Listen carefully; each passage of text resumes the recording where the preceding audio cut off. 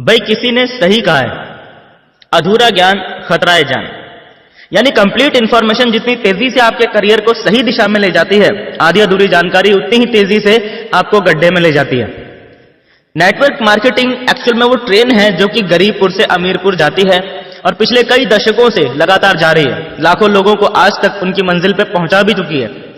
और अगर आप ये वीडियो देख रहे हो तो इस बात की पूरी संभावना है कि कहीं ना कहीं आप भी इस ट्रेन का टिकट कटवा चुके हो। आप सबको मेरी तरफ से हार्दिक बधाई।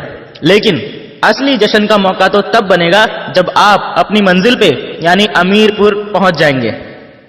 मुद्दे की बात यह है कि इस ट्रेन का टिकट तो बहुत सारे लोग कटवा लेते हैं, लेकिन ज्यादातर लोग अमीरपुर नहीं पहुंच पाते। जब ये ट्रेन गरीबपुर से चलती है तब तो इस ट्रेन में इतनी ज्यादा भीड़ होती है कि पांव रखने तक की जगह मिलना भी मुश्किल हो जाता है। भीड़ की भीड़ घुसती चली जाती है नेटवर्क मार्केटिंग की ट्रेन में। लेकिन अमीरपुर पहुंचते पहुंचते इस ट्रेन में इतनी जगह बन जाती है कि अंत तक इसमें टिके रहने वाले यात्री आराम से सोते सोते अमीरपुर पहुंच जाते हैं। प्रश्न यह उठता है कि वो भीड़ कहां चली जाती है? उन 95% लोगों को जमीन खा जाती है या आसमान निकल जाता है? मैं आपको बताता हूं कि एक्चुअल में होता क्या है। गरीबपुर से अमीरपुर जाने का टिकट खरीदने के बावजूद भी लगभग 25% लोग तो ऐसे होते हैं जो कभी ट्रेन में चढ़े ही नहीं। यानी कि जिन्होंने नेटवर्क मार्केटिंग बिजनेस ज्वाइन करने के बावजूद भी कभी सीरियसली काम स्टार्ट किया ही नहीं। उन लोगों का मानना होता है कि मैंने ट्रेन का टिकट खरीद लिया है तो ट्रेन मेरे बाप की हो गई और ट्रेन का ड्राइवर मेरा खानदानी नौकर हो गया। अब तो ये ट्रेन मेरे हिसाब से चलेगी और मैं ट्रेन में तभी चढ़ूंगा जब ये मेरे घर के दरवाजे पे आके खड़ी हो जाएगी। ऐसा कहीं होता है क्या? अगर कोई ट्रेन का टिकट खरीदने के बाद ऐसा सोचता है कि मैं तो ट्रेन में तभी चढ़ूंगा जब ये मेरे घर के दरवाजे पे आके खड़ी हो जाएगी, तो ऐसे व्यक्ति को आप क्या कहेंगे? बताने की जरूरत नहीं है, सभी जानते हैं। लेकिन फिर भी बहुत से लोग नेटवर्क मार्केटिंग बिजनेस में यही गलती करते हैं, कभी घर से निकलते ही नहीं।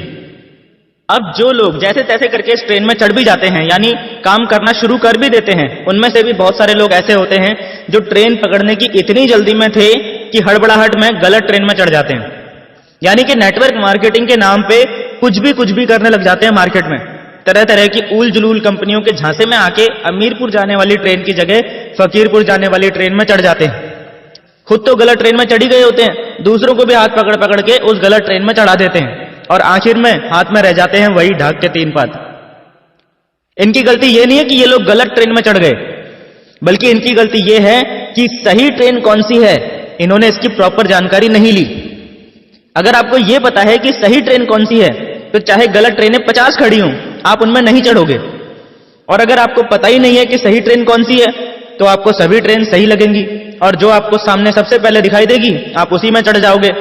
और ऐसा ही आज की डेट में हो रहा है हजारों लोगों के साथ। सही ट्रेनों की संख्या है लगभग 50 तो गलत ट्रेनों की संख्या है 5000। ऐसे में जरूरी है कि आपके पास डायरेक्ट सेलिंग या नेटवर्क मार्केटिंग इंडस्ट्री को लेकर जो गवर्नमेंट के द्वारा गाइडलाइंस दी गई हैं, उन गाइडलाइंस की पूरी जानकारी आपके पास हो, ताकि आप रियल और फेक नेटवर्क मार्केटिंग कंपनीज में अंतर आसानी से समझ पाएं।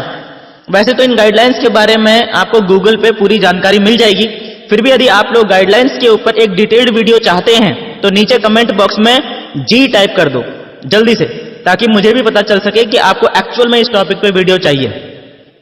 आपको आज की मार्केट सिचुएशन के बारे में जानकर आश्चर्य होगा कि मार्केट में आज की डेट में जितने भी नेटवर्कर्स काम कर रहे हैं और अपना जीवन बदलने के लिए दिन रात कड़ी मेहनत कर रहे हैं, उनमें से लगभग 70% लोग गलत ट्रेन में चढ़े हुए हैं।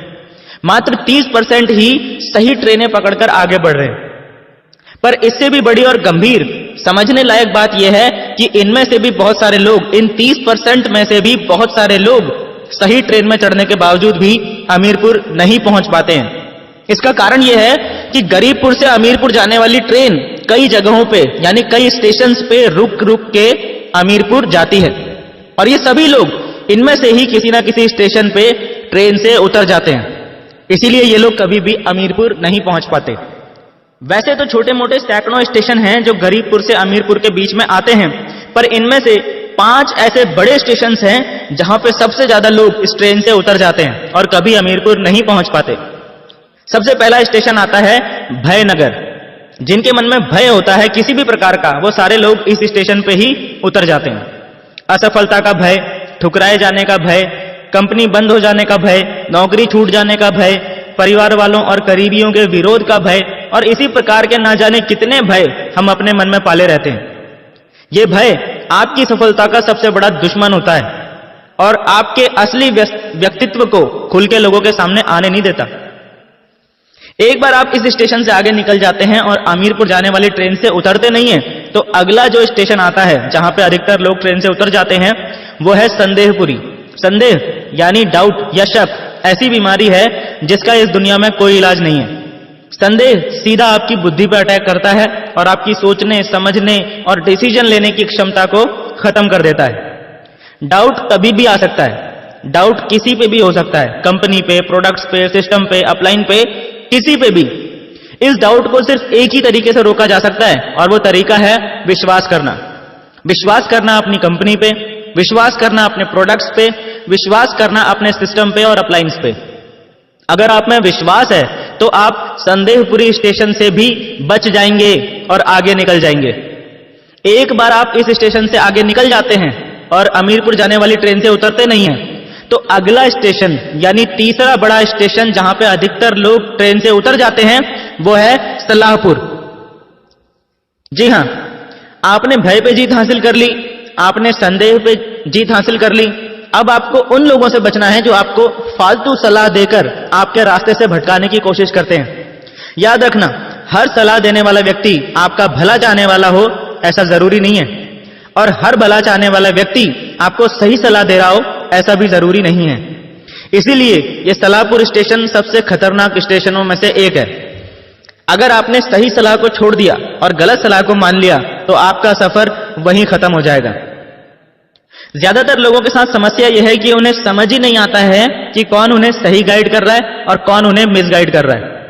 जरूरी नहीं है कि चिकनी चुपड़ी बातें करने वाला आपका भला चाहने वाला ही हो और कड़वी बातें करने वाला आपका बुरा चाहने वाला ही हो। एक सिंपल सा लॉजिक देता हूं आपको, जिससे कि आपको आज के बाद ये अंडरस्टैंड करना आसान हो जाएगा कि कौन आपको सही सलाह दे रहा है और कौन आपको गलत सलाह दे रहा है। हर वो व्यक्ति जो नेटवर्क मार्केटिंग बिजनेस में एक्सपर्ट है, और आप जहां भी, जिस भी कंपनी में, जिस भी पोजीशन में हो, आपकी ग्रोथ से अगर उस व्यक्ति को इनकम हो रही है, आपकी टीम बढ़ने से अगर उसका बिजनेस भी बढ़ रहा है, तो समझ लो कि वो आपको सही सलाह दे रहा है।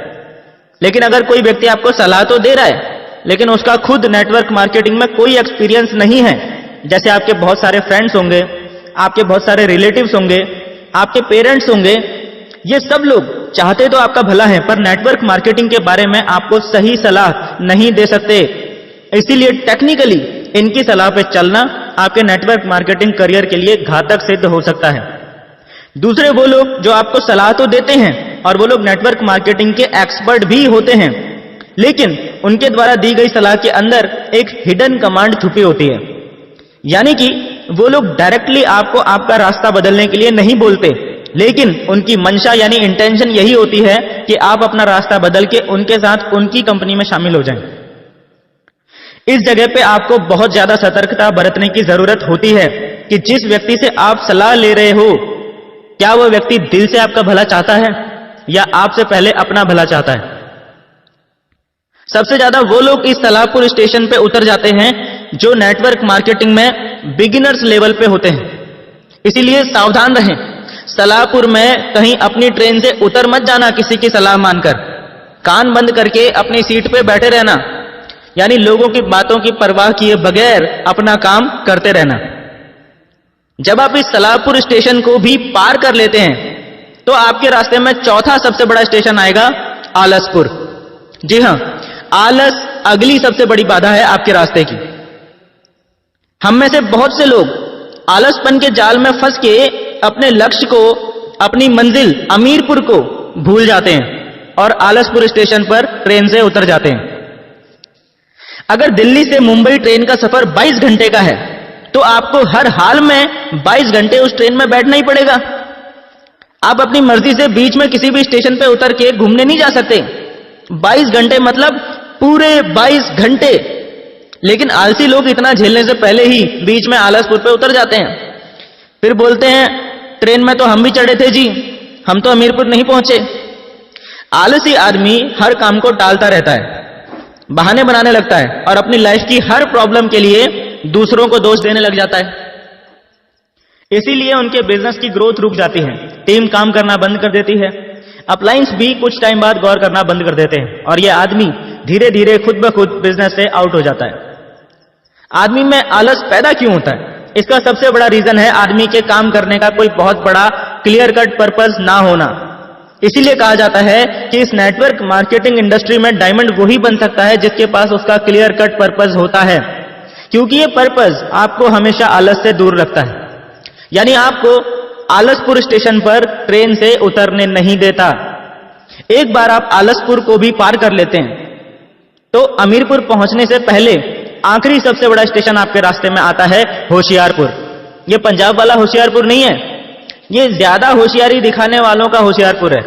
अपने आप को सबसे सयाना समझने वाले, सबसे ज्यादा नॉलेजफुल समझने वाले, अपने को ही समझदार, दूसरों को बेवकूफ समझने वाले, अपना उल्लू सीधा करने की कोशिश करने वाले, मुंह में राम बगल में छुरी वाले, दूसरों के हितों को दरकिनार करने वाले, नियमों को तोड़ना अपनी शान समझने वाले, हर काम में शॉर्टकट तलाशने वाले, दूसरों के सर पर पैर रखकर सफल होने की कोशिश करने वाले, इस तरह के सभी लोगों का सफर इस स्टेशन पे आके खत्म हो जाता है, क्योंकि इनके अंदर बीमारी होती है अपना दिमाग लड़ाने की और अपने आप को अपने अपलाइन से ज्यादा स्मार्ट साबित करने की।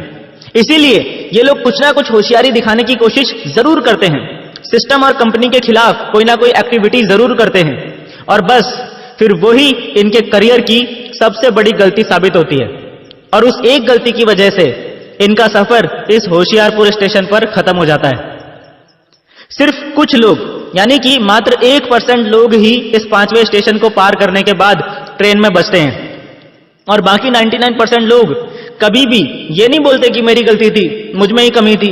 वो ट्रेन को और उसके ड्राइवर को गाली देने लगते हैं और जो लोग अंत तक इस ट्रेन में बैठे रहते हैं वो लोग आखिरकार अपनी मंजिल में पहुंच ही जाते हैं, यानी अमीरपुर पहुंच के जीवन भर खुशी, आनंद और चाहतों की जिंदगी जीते हैं।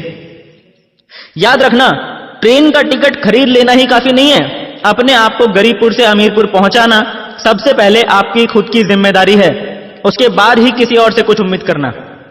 एक सवाल के साथ इस वीडियो को एंड कर रहा हूं, जिसे यह सवाल समझ में आ गया उसे इस पूरी वीडियो का मैसेज भी समझ में आ जाएगा।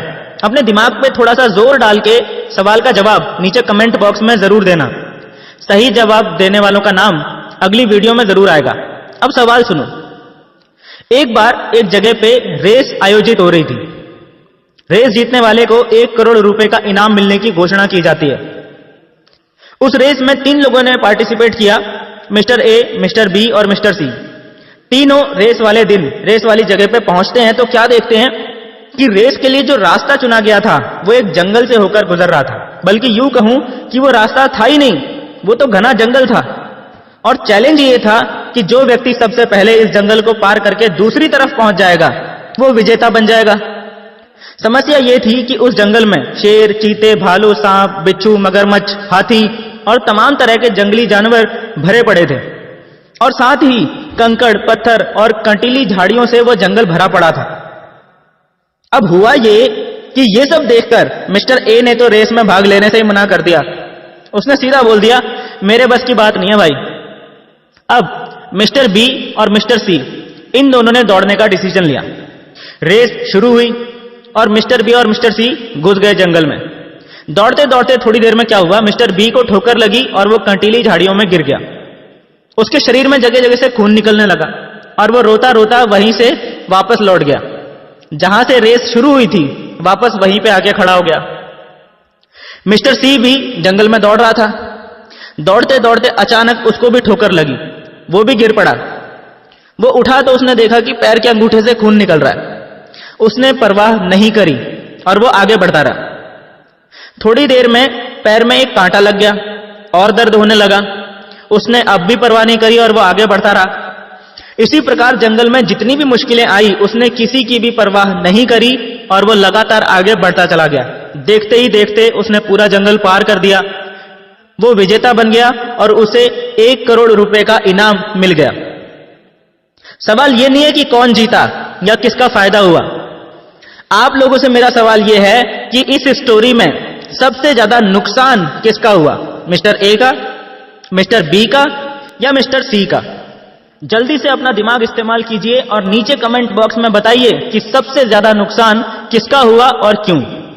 अगली वीडियो की शुरुआत इसी सवाल के जवाब के साथ होगी और सही जवाब देने वाले सभी लीडर्स का नाम भी नेक्स्ट वीडियो में अनाउंस किया जाएगा।